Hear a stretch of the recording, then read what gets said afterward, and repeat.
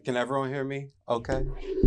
Hi, I'm Adi. I'm a seventh year in the history department, and so thank you so much to RITM for supporting this work now and over the course of the past 5-6 years as I've been doing it. So, like I said, I am a seventh year, so if anyone is posting a job, hit me up.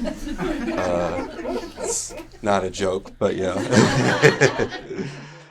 So my research looks at the response to India's 1975 emergency on behalf of the Indian diaspora in North America. And so the emergency was a 21-month period in India's history from 1975 to 1977. Where a lot of political opposition was jailed, the electricity for newspapers was cut out, and overall it just was very difficult to organize within the country. And so the diaspora, I show in my research, took an outsized role in organizing against the Indian state during this time. And so in the past 6 years, I've conducted 44 oral interviews with former Indian and South Asian American organizers who are active in this movement, and looked through 10 archival repositories from the Bay Area, California, Chicago, New York, Vancouver, New Delhi, to name a few.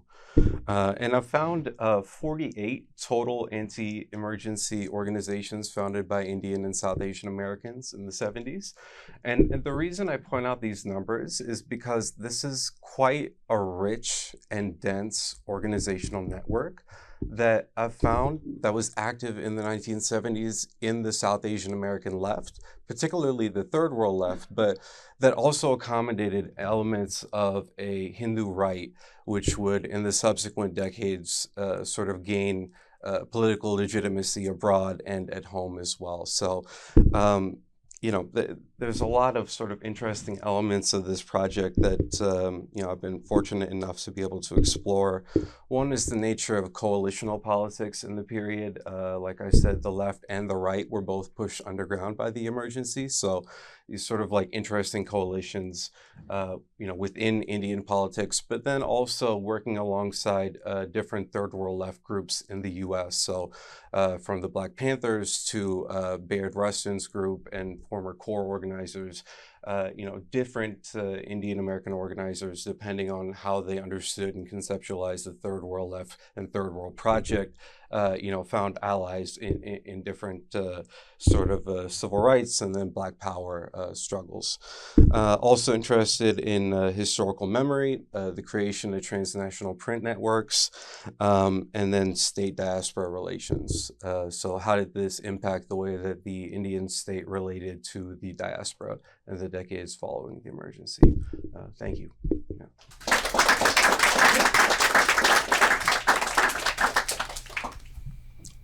Any questions? Yeah.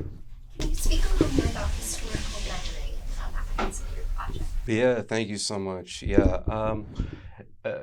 This is something that's been obscured quite a bit from our historical memory. I mean, I'm in conversation with Asian American movement scholarship and South Asian American historiography. And so the typical timeline of South Asian American historiography is a lot in the early 20th century with the Ghadar Party and like radical anti-colonial organizing. And then it jumps to sort of like 90s and post 9/11 organizing. And so post 65 radicalism and like third world, organizing just generally is something that's been widely unacknowledged in South Asian American historiography, and then also Asian American movement historiography. So this is happening around the same time as the self-described Asian American movement, where the term Asian American is developed by Chinese, Japanese, and Filipino students at University of California, Berkeley, where, at the same campus, Indian students like these were organizing entirely independently from self-described Asian American collectives. And so I think this also helps us understand a bit about pan-ethnicity and where South Asia as an identity and a political geography fits into Asian America more broadly. Yeah. Cool.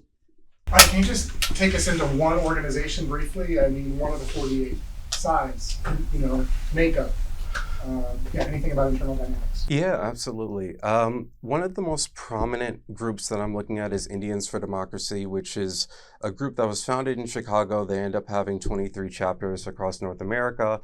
And they have the strongest sort of sustained opposition to the Indian state, in that a lot of their members had their passports revoked for organizing, or scholarships taken away, or government job offers revoked.